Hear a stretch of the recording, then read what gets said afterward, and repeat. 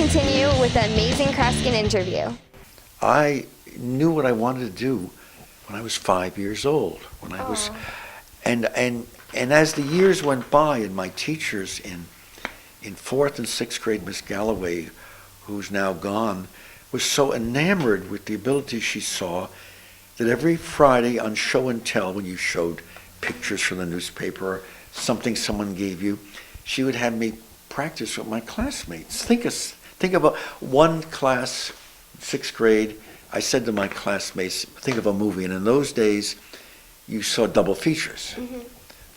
On the weekend you saw, and then if you went on Sunday, there was new movies. So I said to my class, think of some movie you saw. Gloria Palmer, who was sitting in the back of the class in sixth grade next to Judy Dunn, I pointed to her and I said, Gloria, the way you're looking like this, is this a movie in the past? She says, yeah, it was my birthday last year. I went to see it. I named the movie. I started early in my career, which is good because nobody had a chance to teach me these things couldn't be done. Dr. Margaret Mead used to say to me, Kreskin, you've been blessed. You have a drive, a passion, and yet so early in your life, your childhood fantasies helped you to continue with your ability, your thought reading ability, and what have you. Because when I was 9 years old, it was raining outside, and Miss Curtis, my grade school third grade teacher, we couldn't go out to play. She said, I'll teach you a game. The whole class. So she sent Jane Hamilton out of the classroom, and in this third grade class, Lincoln School, we had a beanbag. We hid in someone's desk, and Jane Hamilton comes in, and Miss Curtis says, Jane, as you walk around the class, will say, if you're getting near where we hid it, you're getting warm. If you're not near, we're getting cold. If you're real near, you're getting hot. An old game, hot and cold. And it was fun. It looked like a great game. And I wasn't chosen to play, and I was so disappointed. So I'm walking home. School was an hour, a mile away, both ways, all the way through high school, which was great exercise. I got home. My mother's shopping. I said, let's go over to Grandma and Grandpa's house. They lived 10 minutes away. They were from Sicily, and my grandfather, who was in construction, built a whole house. It's here in this town to this day, 2 stories. They lived upstairs because, like so many foreign people, if they had their house, they rented the downstairs to make ends meet. I said, Joey, hide a penny upstairs. He went upstairs, and then he called me. And I meander up these old steps into an old-fashioned kitchen with a long pot-belly stove. My grandmother was a great cook. She cooked in Sicily professionally. But she didn't know what was going on. I meandered into my uncle's bedroom. He's at work. Climb up on an old chair, reached behind a curtain rod and felt the penny. Felt the penny my brother hid. And then it hit me. I forgot to tell my brother to talk to me. I never asked him the same. There was no conversation. My grandmother, being from Sicily, probably thought, this kid's got the evil eye. But no, I'm dead. And then it got around, and slowly in private parties, at homes, private homes, I was performing until by the time I was 12 years old. And I was getting big money when I was 11, 12 years old, $5 a show. I mean, that was big money for a kid. But by the time I was 13, I was now 14 in high school, doing 2-hour concerts. So it was very early in my life. But you know, my career has bridged in so many areas. To have a movie made like The Great Buck Howard, or John Malkovich plays me. And a few years ago, ABC Television did a new cartoon, The New Adventures of Ichabod Crane, taking place at Sleepy Hollow. And we filmed part of it. It was a cartoon thing. I was the voice of that character who bumped into things. My friends said, oh boy, that's a perfect typecasting. But it's incredible. I mentioned not only Sleepy Hollow, but the Buck Howard movie. And last year, Dinner for Schmucks, where these 4 comedians, it's based on a French movie, but one of the characters in it plays a person who controls people's brains. And when you see him in every close-up shot, it's always a large shot, even though he's by himself at his desk, but there's a big picture of me because I'm the one that's supposed to have trained him. And the reviewers said, God forbid Kreskin's that whacked out. We can't believe he's that crazy.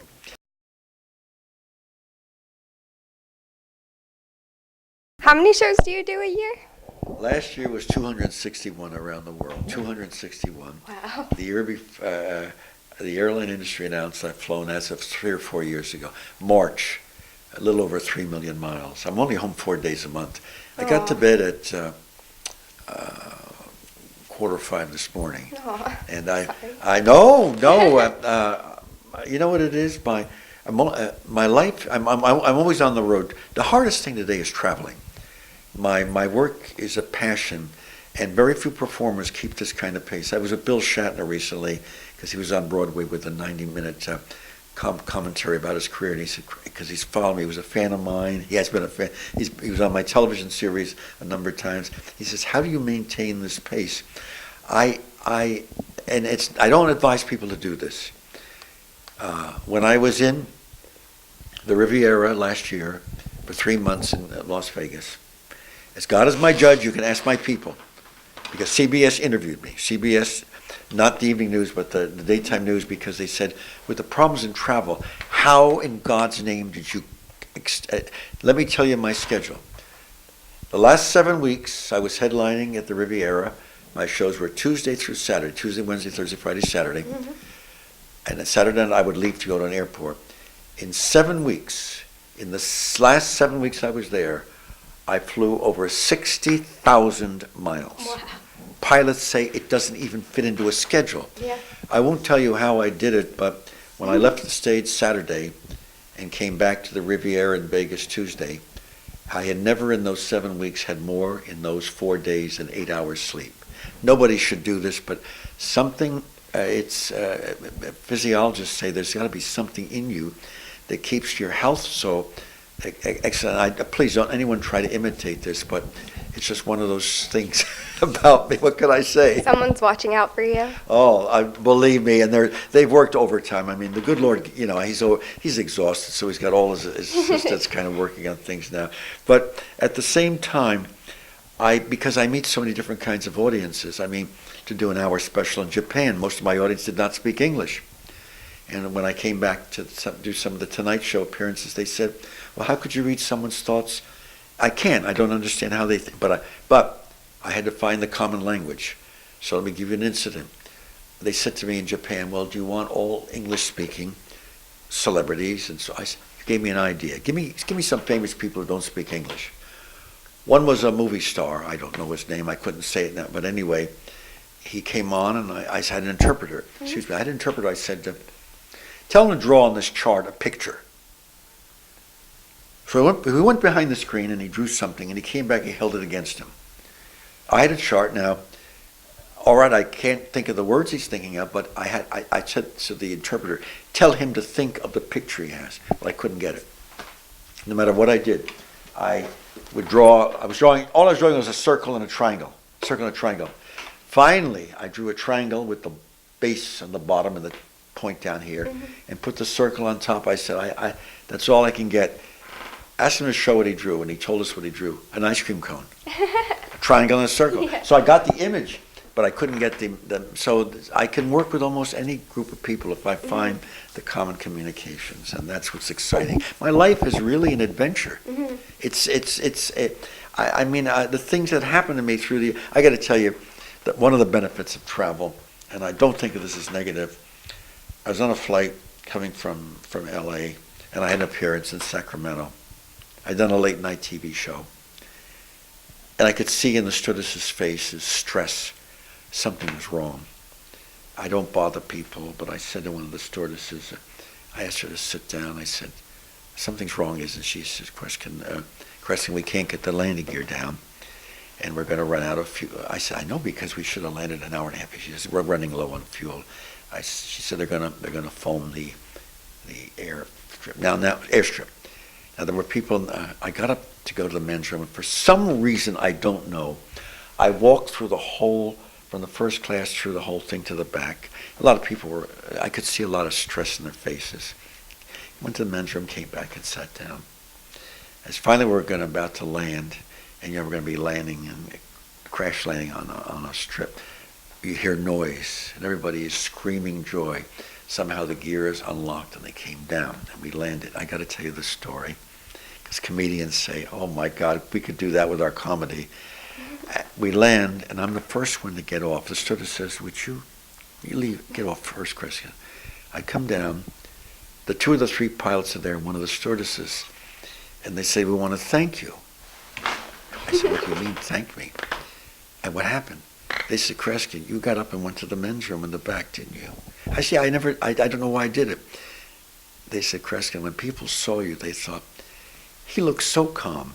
If something really was going to happen, he would have foreseen it. Everything is safe, and the place got calm. I want to tell you, my services are available. Isn't that a cute side story? I have thousands of things like that through the years.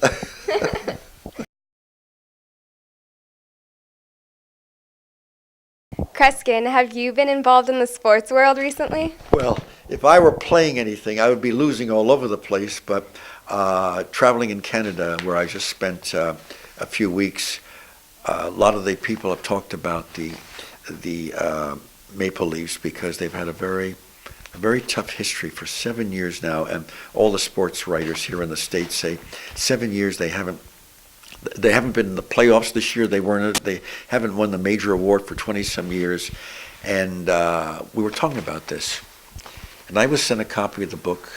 There's a book out about Tiger Woods that just came out a few weeks ago. The publisher sent me a copy and said, Kreskin, be interested in your thoughts about this. Without going into the scandal in his life and the fact his coach left him after 6 years, you could see in reading this book what a devastation psychological problems have on your playing. And he was about to be considered the greatest golfer in history, yet you watch the Masters. I'm not an authority on golf. It was pathetic. He was behaving like a child. He was swearing. He was kicking the clubs. And it showed when you, and I realized he has good coaches now, but he needs a psychological arresting of things. So when this came up here, I seriously offered to work with the Maple Leafs the beginning of the next season. In fact, it's gotten front pages all through Canada. I want to sit down. We've sent a formal offer to the owner of the team, who had a press conference. And Nicole, you're being a student of communications and so forth. I described the press conference when the press showed it to me in Canada as an ideal thing if you were holding a funeral or you had a wake. The man should have never done it. Steinbrenner, who ran the Yankees, would have never done it. He would have fired all the people and said, let's get a new group in to train the team, because what he kept saying is, we don't know what's wrong. We have no idea. It might be the environment. You're going to move the team to Nigeria or to Tibet or maybe Mars. And he had no answers. Neither did his coach. Well, the bottom line is that team has had a number of years of failures. The same people are reminding them of the failures, even though nobody says anything, because these are all reminders of a world you're now living in.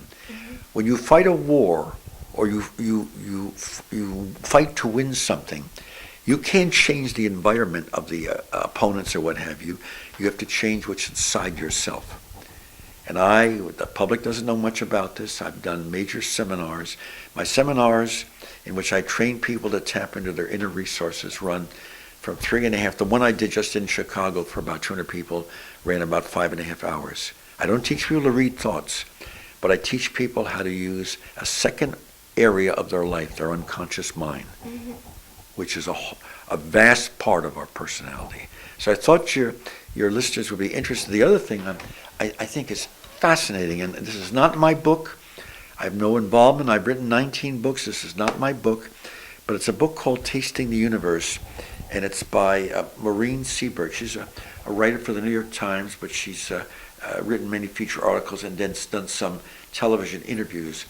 And she talks in this book about something fascinating called synesthesia, which most people would not know what it is. Synesthesia, and about 10% of humanity experience this, all the way back to the times of Aristotle. You folks listening in, when you're with a family group of more than 20 people, ask how many, when they hear something, have another sense affected. Billy Joel in the book, when he hears music, sees colors.